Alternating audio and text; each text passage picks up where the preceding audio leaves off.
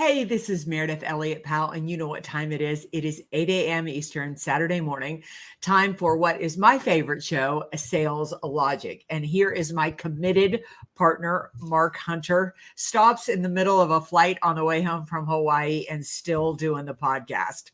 Well, of course, because it's Sales Logic. And if it's 8 a.m. on the East Coast, wherever we are in the world, we do the show, right? That's the way it works. That's right. That's right. Well, Mark, I think we got a pretty good show this morning, talking about some pretty hot topics. What is on target for today? We're going to be talking about the best sales advice ever. You're going to want to get a pad of paper out. Now, if you're driving, don't do that. But if you have the ability, I want you to take notes. And we got a great handout that we want you to get. And that's go to saleslogicpodcast.com. Each week, we're putting a new download out there for you. Really want you to take advantage of it because we're committed to bringing you incredible value. So that's the topic. We got a great book. Many of you have read, but you need to read it again. And we got a great question from David in London. So, hey, we should start the show. All right. We prospect with integrity, we will get customers who have integrity. Integrity is the foundation from which everything is built on. You better understand value. But at the end of the day, sales is a relationship business. It is a people business. It is an emotional business.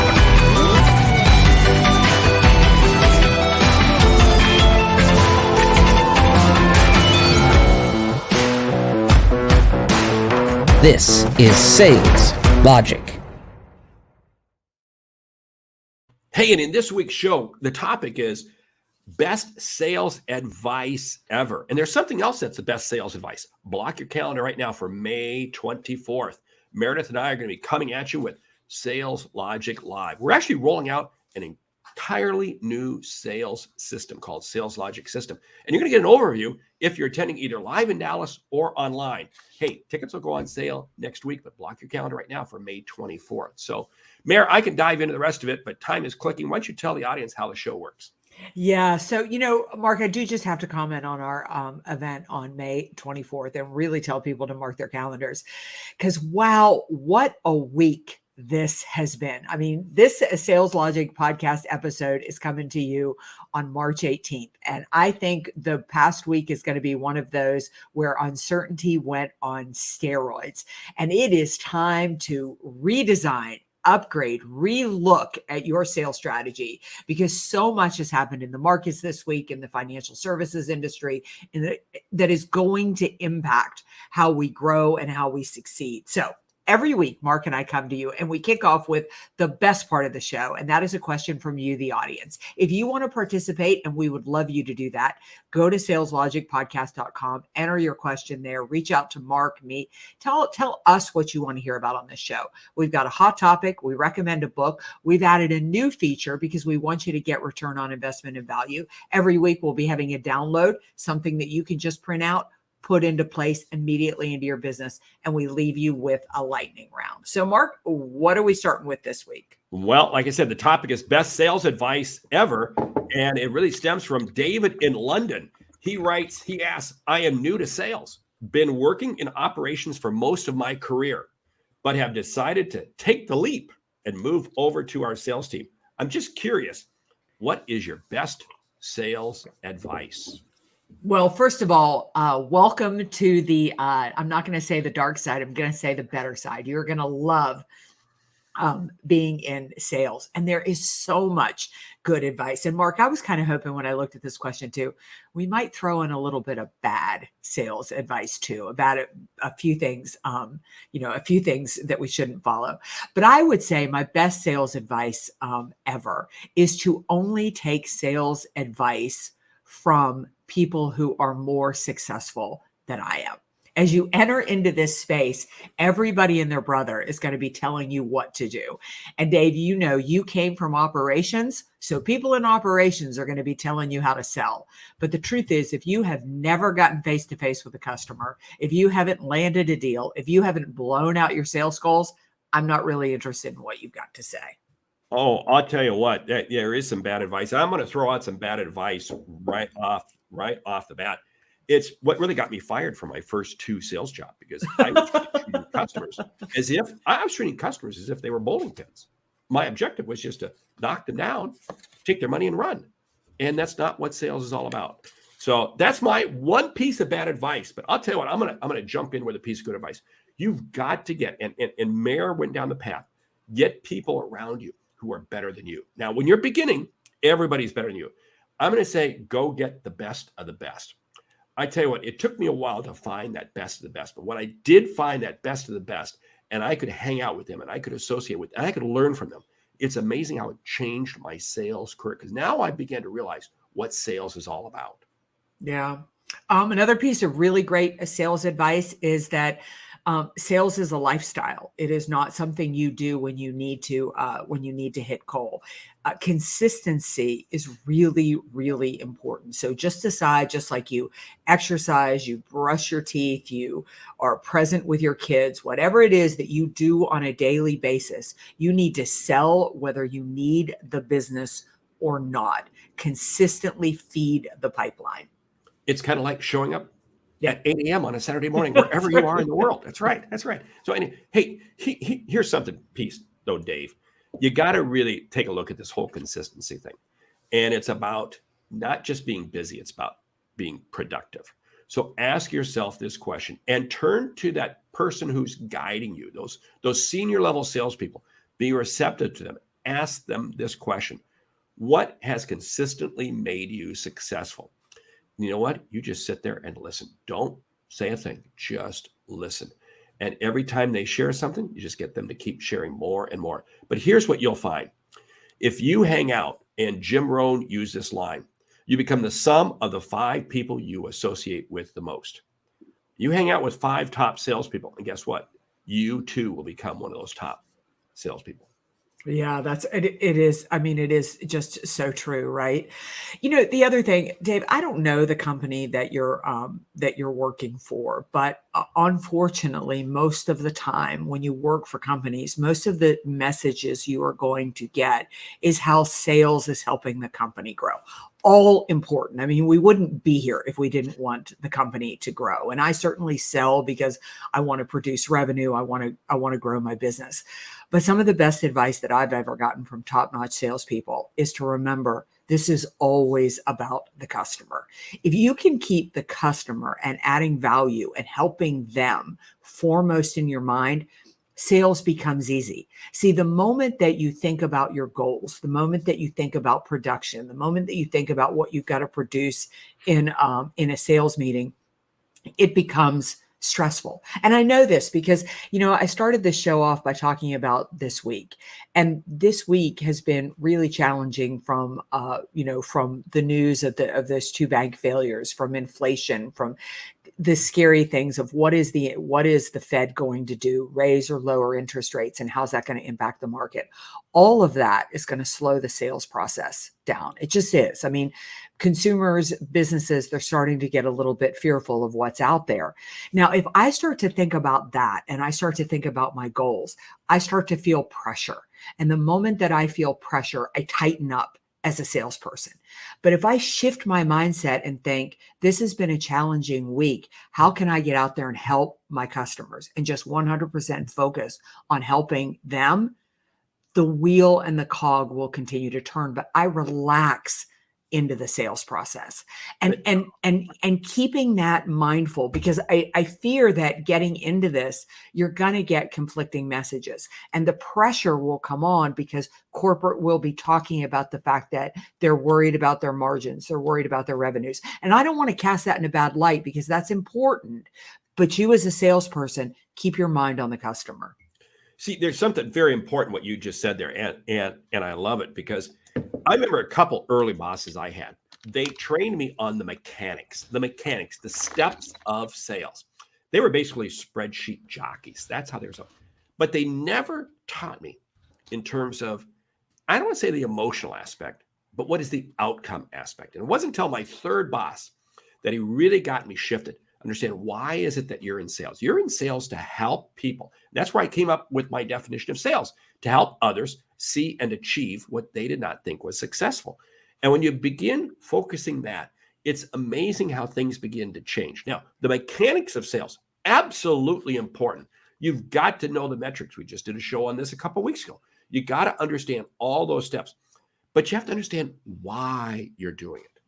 And again, this is that emotional aspect, because again, without a doubt, David, you're going to have valleys, you're going to have peaks, but I'll tell you what, you just keep going through the process, keeping your eye and mind focused on the end result that the customer is going to achieve. It's not what you sell. It's not what you sell.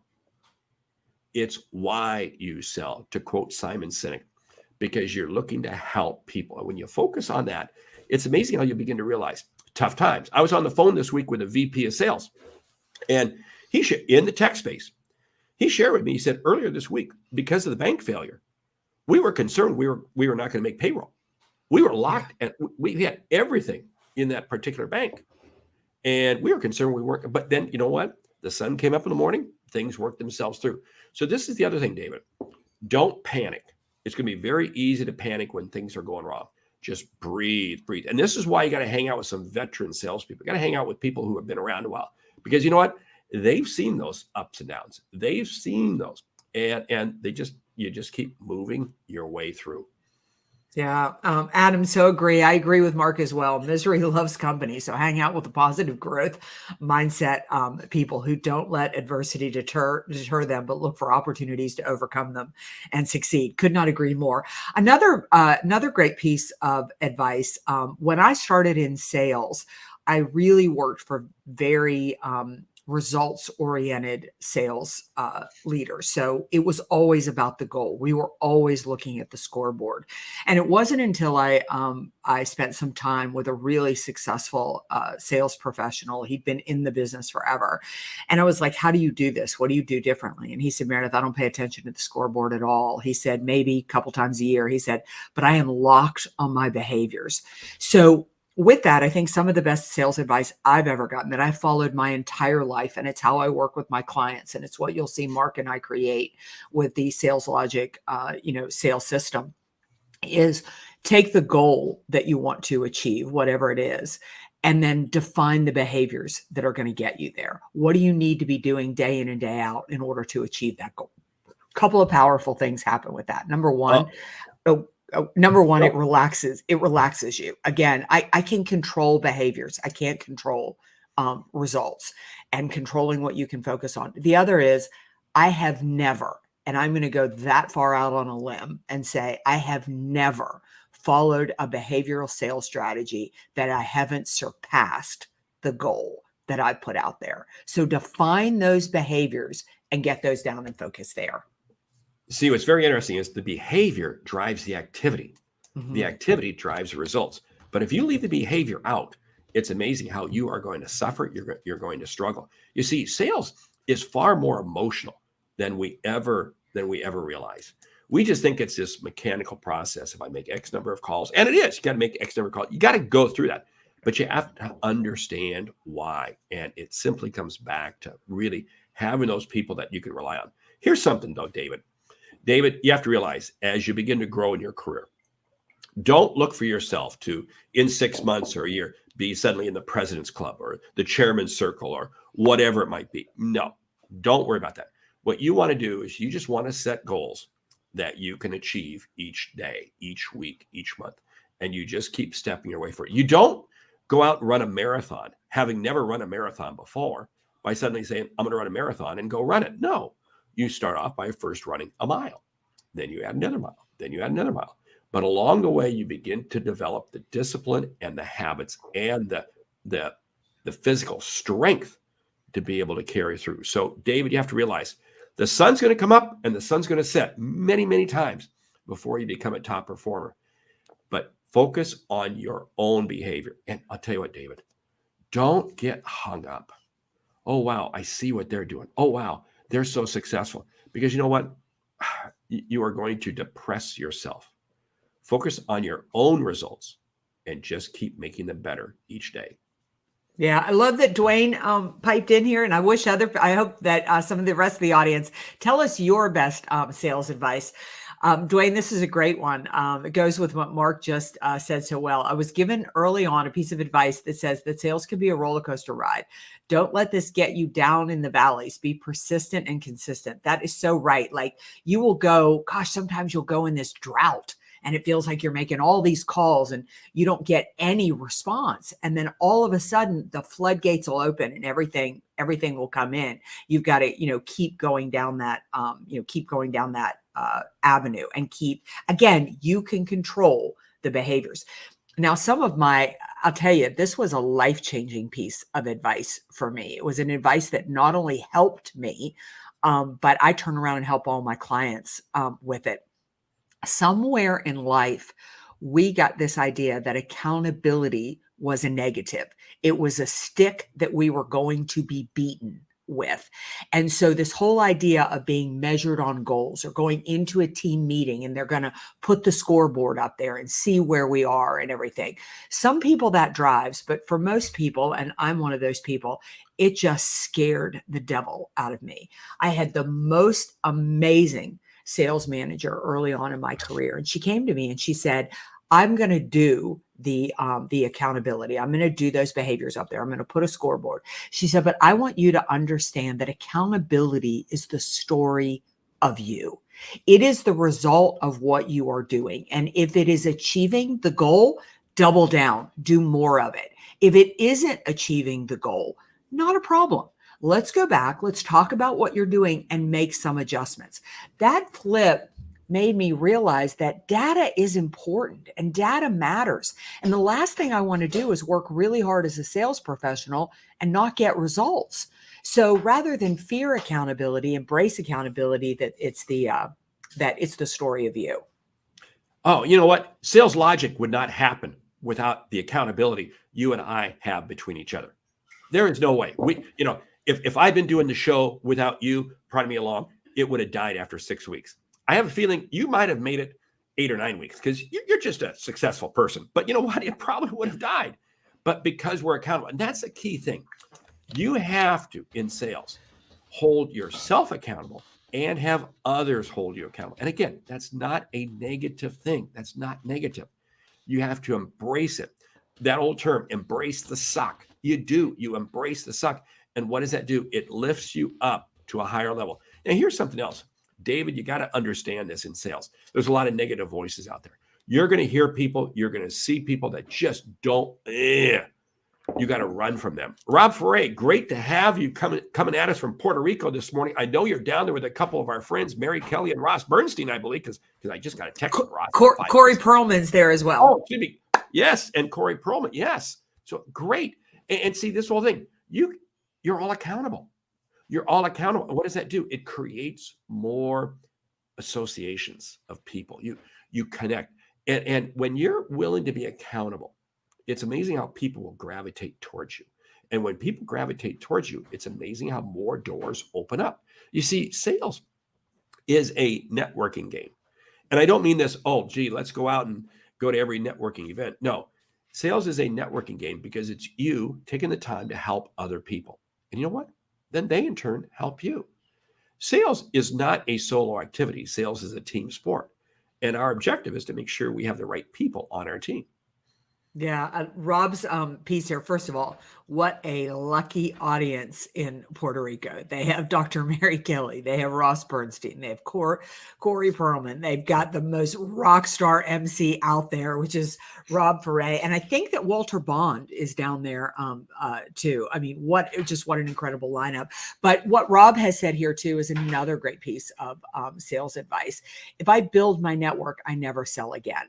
Like if I really go out and I just build relationships constantly, meet and connect with people, I never have to make another cold call. I'm not a cold caller. I don't really like it. I like to have had some connection with you first. That just works better for me. Everybody has their own style. And Rob says right here, he's in Puerto Rico because of the relationships he has fostered through the National Speakers Associations. It's those relationships and those connections that have gotten him there. And, he added, sales through authenticity, living and doing what you do. So great stuff. Go watch Mary and rock the stage and give all our friends a big hug. Thanks for chiming in. Yeah. Now, here's this whole thing there, because you brought up the National Speakers Association. We're both members of that. You're the incoming chairperson.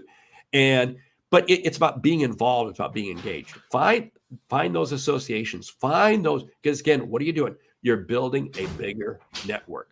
Now, again, here's something to keep in mind. You can focus all your time on just the network, but you got to ask yourself this question. Am I helping those in my network be more successful? Yeah. That's what you got to focus on. Don't focus on the network itself. Focus on individuals who you're helping to be more successful. And when you do that, it's amazing how, in turn, they will reciprocate to you. Now, it's not necessarily a straight line. I do something for you, you do something for me. No. But you know what's interesting? It changes your attitude. It changes your outlook. It changes your perception on everything. And it's amazing how suddenly you see different things, because, hey, time is moving along here. But what I really want to share is David, success in sales is about being an optimist. It's about, nobody wants to be with Debbie Downer. No, nobody. It's about being an optimist. And there are days that it's not going to go right. But you then, in turn, play the long game. You get into trouble when you are solely focused on the short game. And in the words of Larry Levine, great listener, a great supporter of ours, great friend of ours, he says, then you wind up with commission breath, because all you're talking about is the commission. Play the long game with your customer relationships. Play the long game with your business you're building. Play the long game in life. And it's amazing how much more successful you will be. Yeah. So, all right, we probably should transition to the book. Bill, absolutely. Accountability. If you have been lucky enough, and thank you so much for your service to be in the military, accountability is one reason that works. So yeah. Oh my gosh, Mark, we could talk forever about great sales advice, but what about the book? The book, How to Win Friends and Influence People. We've probably have all read it, right? Read it again and again and again. I chose this book because it's the best piece of sales advice I've ever gotten. I love the fact that it was written in the 1930s and it is still so incredibly relevant today. And if you've never read the book, if you're the one or two people out there who have never read it, go read it, listen to it on Audible. But the underlying power of the book is it is nothing to do with you. Focus on making other people happy, successful, and feeling valued. That is your path to growth, profitability, riches, and success. It's amazing when you focus on other people. It is amazing what kind of success you're going to have. So, hey, let's get to the lightning round. Top 10 sales tools to decrease stress to increase sales. Now, we've got a handout we want you to grab. We want you to go out to saleslogicpodcast.com or in the show notes if you're listening to the podcast. And you can download it. You can get the link and get it. But let's go through what are the top 10 sales tools to decrease stress and increase sales. Go. Yeah. So, whichever software or app or whatever you choose is great, but these are just tools that you should have as a sales professional. I think number one, we have all got to start using video in our reach out and our communication.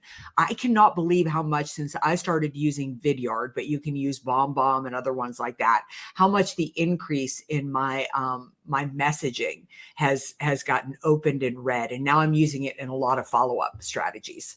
Yeah. And I'm going to add to that. Don't think for a moment, well, it doesn't work in my industry. It's only a matter of time before it does. So it better be on the forefront of that. 2, embrace your CRM. I'll tell you what, I still run into so many salespeople who do not embrace their CRM. Their company may have given them a CRM. It may be Salesforce, it may be HubSpot, it could be Zoho. There's any number of them, but they really don't use it. And I'll tell you what, your CRM is your friend because it will help guide you, especially as your pipeline becomes more full with the right prospects, not the wrong suspects. Yeah. And I think you need to be using for technology on prospecting. We all talk about the fact that prospecting needs to become more personal than it's ever been. Our friend Sam Richter has the most amazing tool with the sales intel engine. You can use LinkedIn Sales Navigator, but what are you doing to do your research and your homework, ahead of time on those sales tools? Here's one. Hey, remember, it's still a personal game. Business sales is still person to person. You can have all the automation tools you want, but remember, it's you making it happen with the other person. Use the tools to help you be more efficient.